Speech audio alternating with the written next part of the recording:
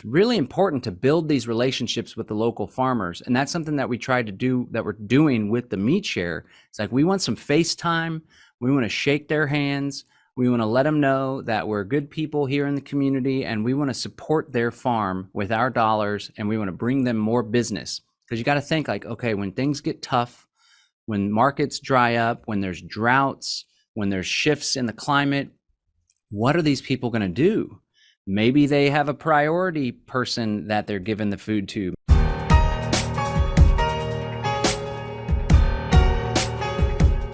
Would you survive a year-long power outage? It's more likely to happen than you might realize. Unfortunately, our country has a major weakness, our power grid.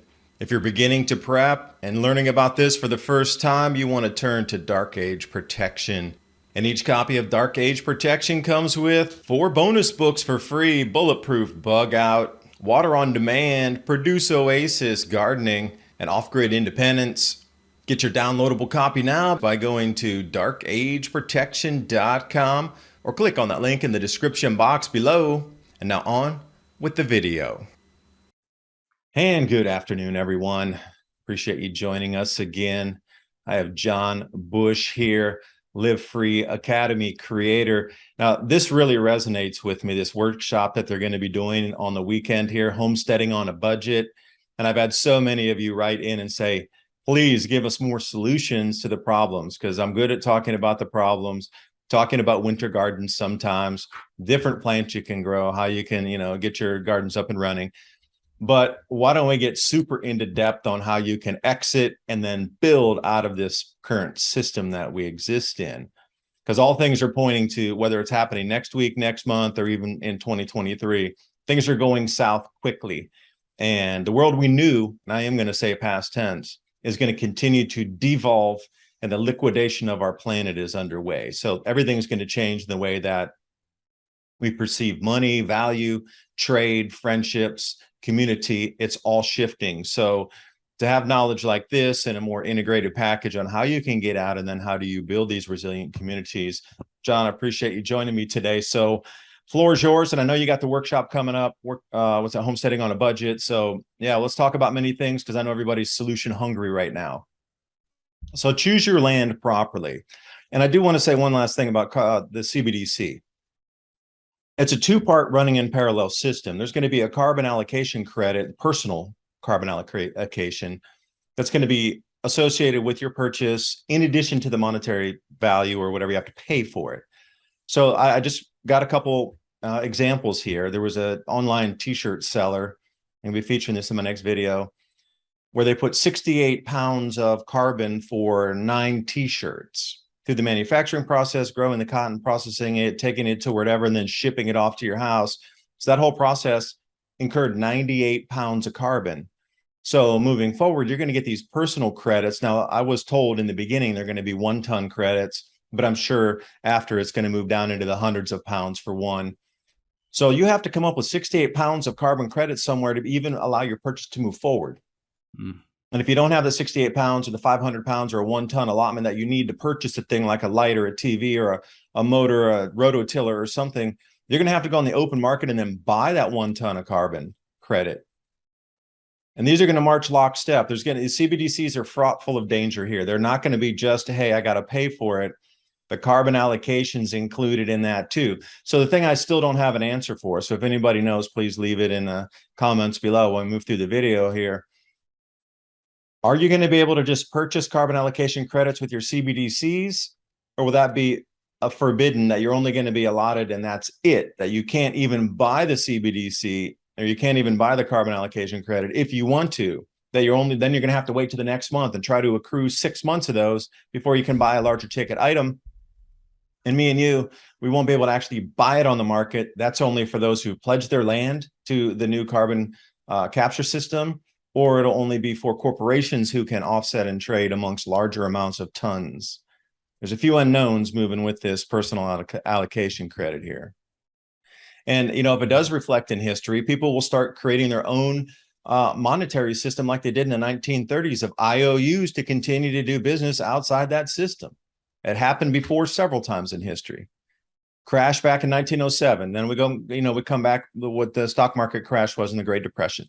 So you see it that individuals and cities and communities can start off with their own new system of money outside the regular system, because it's truly a trust system and an IOU system of your labor equals this much in a different good or value of a good, period. So there's many options outside. So I don't think that we're in any way, shape, or form guaranteed 100% that Klaus is going to make us eat insects and we all have to kowtow to it and you got to put the chip. I don't think that's going to, you can believe it. And a lot of it's psychological. What they're trying to do is they make you think they have this ultimate power to control all this and make it happen when they really don't. If everybody just stood up and said no, then no. Yeah. Yeah. And I think you make a great point. It matters so much where people reside, where they spend their time, where they live, especially if you have a business, for example. But you said it best. The solution to all this stuff is to create the alternatives. And it's critical that we begin creating the alternatives now before this stuff is fully implemented. And when it comes to alternative currency, it's so important because economies, trade, commerce, it's basically like our lifeblood, right? You can be as self-sufficient as possible and produce as many foods and goods as you can, but at the end of the day, there's needs and wants that we're not capable of producing. We can't do it all. I mean, I guess you could do it all, but your existence wouldn't be exactly ideal. It wouldn't be the quality of life that I desire, for example. So it's important that we start building those relationships and those connections now. In fact, we're hosting a meeting for the Central Texas Freedom Cell Network. We have around 700 plus people here in Central Texas that have raised their hand and expressed being a part of this community. And so we're going to host a meeting on September 10th. And I want to lead the meeting and really just lay out some of these problems that we're facing. Everyone's aware of them, but I want to really hammer it home that this is happening. It's coming down the pike right now. And we're going to spend a good bulk of the meeting creating working groups. So we want to identify the local food producers in the area. We want to identify food producers that are just one circle or two circles outside of our freedom community. And we want to get that down on paper, and we want to start giving business to these people. In fact, just recently, my good friend Nomad Brad, who I shared about earlier, he's going to be one of the teachers in the workshop. He organized a meat share. And so essentially we're like, hey, there was a guy that did it before in the Freedom Cell Network, but he moved further east in Texas. And so I was like, hey, Brad, you think you could take lead on this? Let's do another meat share. The time is now with all the talk of food shortages. And again, it's that mindset thing. On the one hand, there's people freaking out. They're not able to get groceries. They're in the city. And on the other hand, after our meat share, we lifted up the freezer, and we had an entire freezer completely full of meat because we ended up getting a whole cow butchered. We tried to go for at least a quarter cow, but we sold so many shares in this meat share program that we ended up getting a whole cow butchered. We put together a free report to explain step by step how we did this. So I'll make sure to get you the link you can share with your audience. But it was just an example of empowerment, right? A lot of people are afraid, living in fear. They're buying into it, like you said. And in turn, when you think Klaus Schwab is all powerful, then for you, he is all powerful. But if you recognize, no, I'm in control of my life, they're going to try to control me. They're going to try to manipulate me. They're going to try to make me dependent on their systems. But you've declared that you're a powerful human being, and you got to take those active steps and take those strategies. So it's important that we build those networks now. Another thing we're going to talk about in this meeting is who is looking for work, who owns a business. Let's start hiring one another. Let's hire within our community. Let's support one another. We're going to talk about education too, because we got to have a mind for the future generation. The enemies of freedom most definitely look at their efforts in an intergenerational way, spanning hundreds of years. We got to start thinking, how can we equip our children with the knowledge, the empowerment, and the skills necessary to inherit the world that we're creating and create a better world in turn. So it's really critical that people do the work now. And like I shared before, we created a tool to help people connect. It's called the Freedom Cell Network. It's really cool people, a lot of folks that are more conscious. There's very low drama. And one thing that can tear a group apart real fast is bickering, ego, drama, blah, blah, blah. There's very little of that because we're so focused on getting stuff done. We don't have time for that crap. So I invite people to join the network, and I invite people to start building those alternative currencies and counter economies right now, because it's not very long before this CBD system rolls out, before this carbon allotment system rolls out, and we are going to want to continue to do business with one another and operate outside their system, and not do it like we're hiding out in the woods all by ourselves, but still maintain a good quality of life and have those human connections, because really that's what life's all about. I'll show you something right here. We get our well, used to get our milk, butter, cheese, yogurt, that sort of thing from the Amish. There's there's 3 Amish farms that are kind of equally spaced out here, but this is the furthest one from where we're at. I sent this notice out to everybody who does buying. Now, you might have your food procured, and we do also. We got lambs, live weight, and they butchered it or they slaughtered it for us, and we butchered it ourselves. We had a 490-pound calf. We did the same thing. We've gone through 2 lambs already at 105, 115 pounds or so. Yeah. It's a skill set to have. And once you get your freezer full and you're like, whoa, that's a lot of meat there. And it is helpful to have somebody share and then, doing the work in. And we try to save everything. And we boil the bones down for the dogs and any of the offcuts and anything that we think that can be used, especially when we render the fat down. The dogs love all that stuff too. So we really try to waste nothing out of that entire animal. Even the Amish, they keep the hooves and stuff to feed their dogs, and they have those big like mastiffs, like super. Don't cross those things tonight, because they need to protect their flocks against the coyotes out here. So their dogs are pretty massive. So 2 things have happened with the Amish here in this last year. USDA came in and told the Amish you cannot sell your eggs anymore because you didn't wash them and they didn't go through an FDA facility or USDA facility. They got some of the best produce on the planet, and they were told governmentally that you're not allowed to openly sell them. So they're under the counter. So you walk in and you go, "Hey, you got eggs?" And they're like, "Yeah," and they're under the counter. Nice.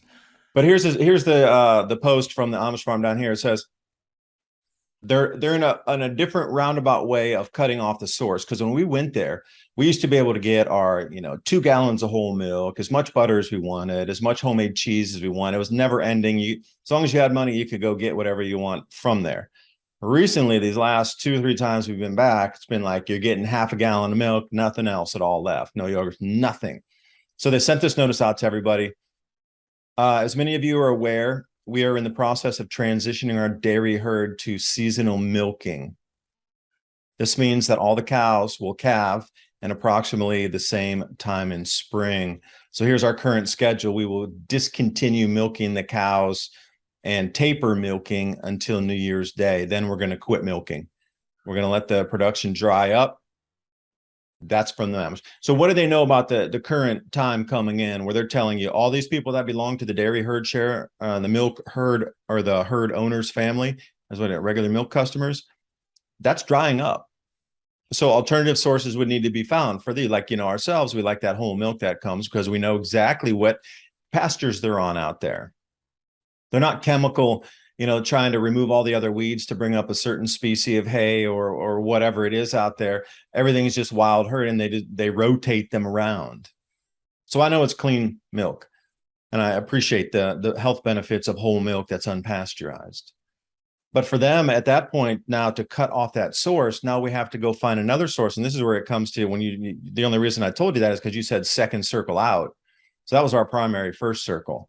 Now we have to go to a secondary circle, which we found another farm up near Knoxville doing some herd shares as well. But now we're out to looking for different sources of food around in our community because the Amish are pulling back.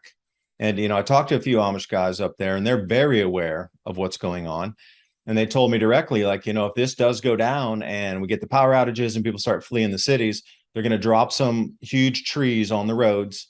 And they're like, that'll stop some people, not all. A lot of people will walk in, and they're like, we're just going to have to share with them, like the Bible says. We're going to share our goods with them, and hopefully they will join or help us produce food in the community.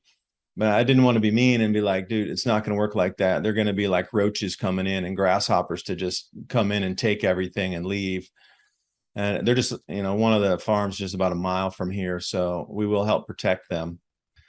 So even if you think you got your local level set, you better have a backup source or even a backup to the backup, because when this starts going down, those people are going to stop selling. Hearing stories like that and a lot of the research you do and a lot of the stuff coming out just even in mainstream publications, it just makes it so real. So for folks that are just sitting on their hands, like, I don't know what's going to have to happen to light a fire under your behind. If you're not acting now, and I think a lot of people get overwhelmed, right? They may be living in an apartment in a single family home, just watching videos and learning, and they feel like, I just want people to know you don't have to skip to the 10-acre or 23-acre property. You can start taking small steps right now. What can I do today, right? So for some people, and this is some stuff we'll teach in the workshop, you can go to start a community. You could join a community-supported agriculture program. There's websites that can show you all the listings and stuff in your area. So that's where you pay, $50, $100, $200 a month. And there's a pickup location for local vegetables. It's really important to build these relationships with the local farmers. And that's something that we tried to do, that we're doing with the meat share. It's like, we want some face time. We want to shake their hands. We want to let them know that we're good people here in the community, and we want to support their farm with our dollars, and we want to bring them more business. Because you got to think like, okay, when things get tough, when markets dry up, when there's droughts, when there's shifts in the climate, what are these people going to do? Maybe they have a priority person that they're giving the food to. Maybe they want to give it to the store, this, that, and the other. So it's important that we provide value to those people. One of my early mentors taught me that we provide shared value based on shared values. So if you can find, a farmer that is into freedom and stuff, and a lot of farmers are, they tend to be more independent, that's ideal as well. And that's why it's important too that we learn these trades and skills within our own community. So it's really cool to hear that you guys are slaughtering sheep or slaughtering lamb. Those lamb ribs taste mighty fine, right? There's all these skills that just got overlooked. Everything now, especially with the youth and mainstream America, is getting shifted to this STEM stuff, and it's science and technology and coding. And there's a place for that, right? We're connecting right now through the use of coding and the internet and stuff, but it's really important that we bring back those old world skills, traditional skills, stuff that's just pretty freaking basic, but everybody takes it for granted because they got the grocery store. Well, as your listeners know, you're not always going to have the grocery store to go to. So where can you start? One thing I learned from Jack Spirko, the survival podcast, I was talking about permaculture principles. So when it comes to where you're going to grow your food on your property, you walk out the back porch, and the first square foot right there is where you should start your projects, right? So make it simple, make it accessible, container gardens, raised bed gardens, square foot gardening is a nice simple way.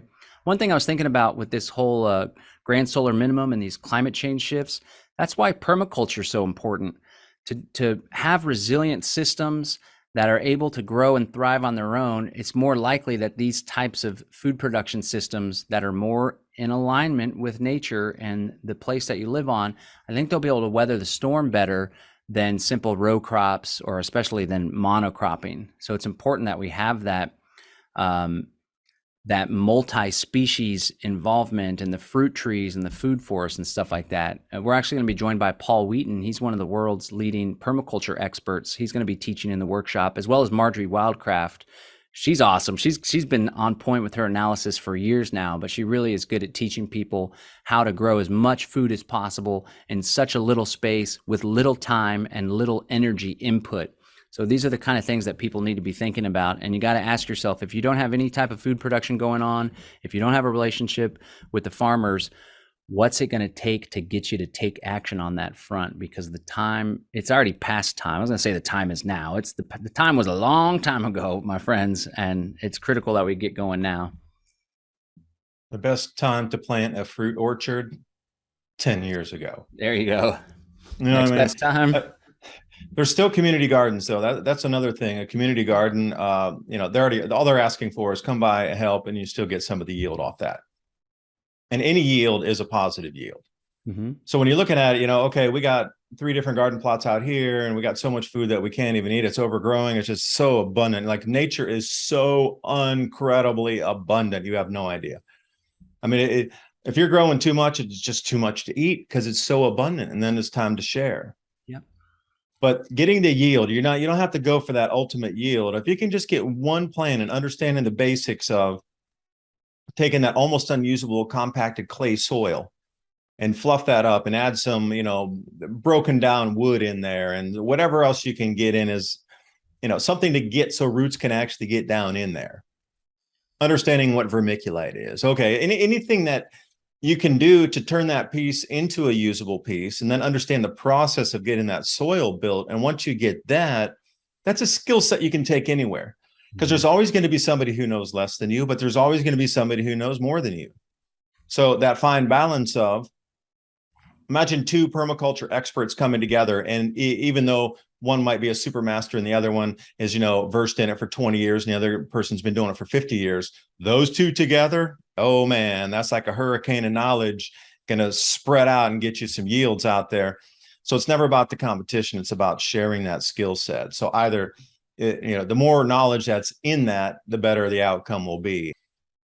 Any yield and any understanding of how that natural system works is so beneficial. That's a huge skill set. I really believe it's going to be part of our society moving forward. As much as anybody in the Wild West, building a fire and starting a fire was, you had to know that or you wouldn't survive. It's going to be the same thing. You're going to have to know how to grow food in the process of building soils as much as they would have in the Wild West on how to, saddle up a horse. If you didn't know how to saddle a horse in 1850 in California, you were not there, period. Mm-hmm. So it's going to be the basic skills that are used at that skill set of the day. And I do believe growing our own food, we're going to revert back to that. Yeah, the skills are changing. And there's always history has this pendulum effect where it goes to one extreme and then it goes to the other extreme. But we're seeing it swing to the tech right now. Technology, Zoom, and of course the lockdowns and the COVID policies exacerbated that, with people working and kids going to school on Zoom, right? So it swung to technology, and now we're seeing it swing back, not for everybody, but for the people that matter. People are seeing what's going on, and we're swinging it back. So those skills are critically important. And to be honest, it's not that easy to take something from seed to fruit, especially if you haven't ever done it before. Especially in a place like Texas, man, to grow stuff in the summertime is really hard. Ideally, you get something going, it's so healthy, and it just barely makes it through the summer, and then it starts springing back, right? But it's a challenge, and there's a lot of people out there that think they're going to be fine because they have the survival seed bank in the closet, and when crap hits the fan, they're going to take those seeds and plant them, and voila, they'll be able to feed their family.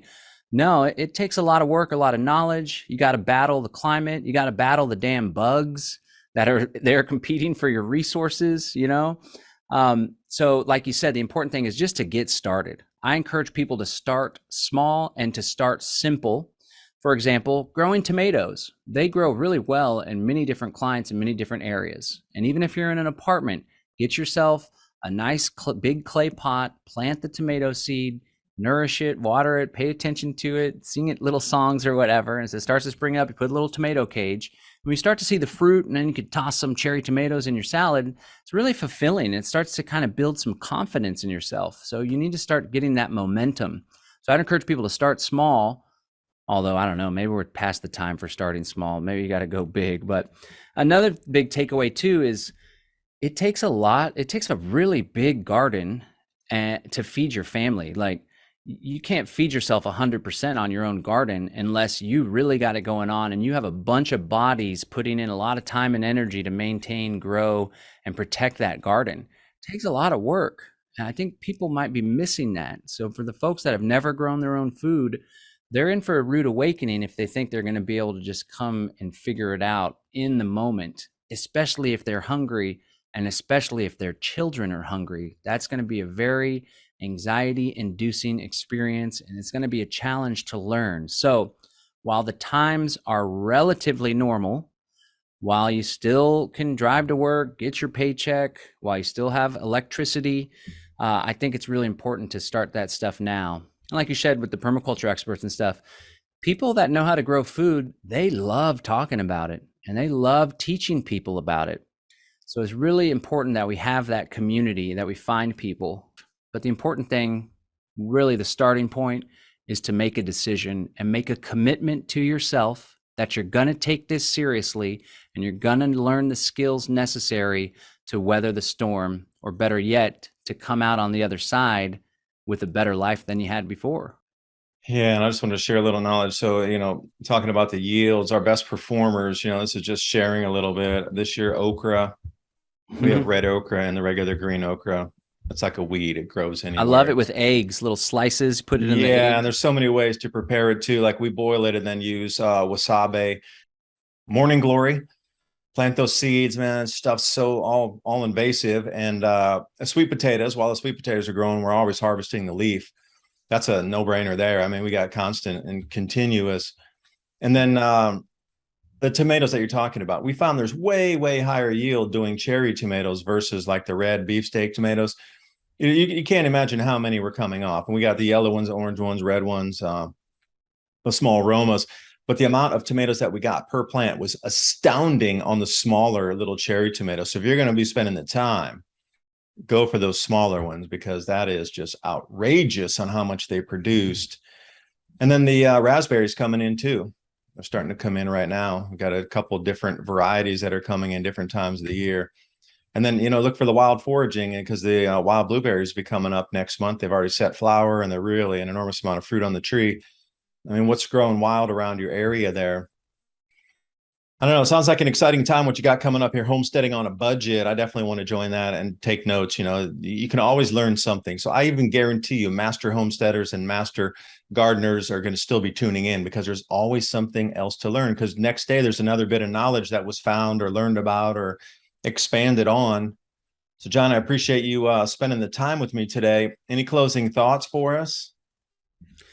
With LiveFree.Academy, that's the company that puts on these workshops and stuff. We have this empowerment philosophy. It's a 4-part empowerment philosophy. And I'll just keep it real simple. And it's a framework that anyone can use to find success in their life and get stuff done. 4 pieces. The first piece is mindset. You got to believe in yourself. You got to let go of all of the fear and inaction. And you got to cast a vision of what it is you want in life. And you got to really focus and get crystal clear on that vision and allow that vision to pull you and motivate you. And when you have a compelling vision for the future, it helps you to get through those challenging times. Maybe it'll help you to get through the 100-degree weather when you're sweating out in the garden, or it'll help you to put in that extra 4 hours of work in a day when you're real tired, because you know that this time that you put in is going to pay off and help you to get the down payment for the property, right? It's all about the mindset. The next piece is to have a good strategy. When I think of strategy, I think of how to get from here to there. What am I going to do in order to accomplish my goals? Goals is a huge piece of having a good strategy, have a solid plan. The third piece is to work with other people. Find people that share the same mindset and the same values, and get people invested in your plan. Make it a community plan, make it a freedom cell group plan, make it a family plan, right? So strategy, mindset, work with a team. And the final piece is to take massive action. Sometimes to clear the way for taking action, you got to give some things up. Like maybe instead of going out and having drinks during happy hour with your friends, you come home and you start on the garden bed. Maybe instead of enjoying leisure time all Saturday and Sunday, to be honest, if you don't have a good food production system going, if you don't have relationships with local farmers, you don't have time for leisure time. I don't know if you deserve leisure time if you don't have your crap together, So you got to take massive action towards those goals. And so that's just something that I always think about when I have a project like this workshop, for example. I just go through these 4 pieces, the LiveFree.Academy empowerment philosophy, and it really helps me to get clear, and it empowers me to take action towards the pursuit of the good life. So anyway, John, I appreciate you joining me, and anybody out there, please feel free to contact John, drop some comments, and thanks for spending your valuable time with us, and we'll see you next time. Bye for now.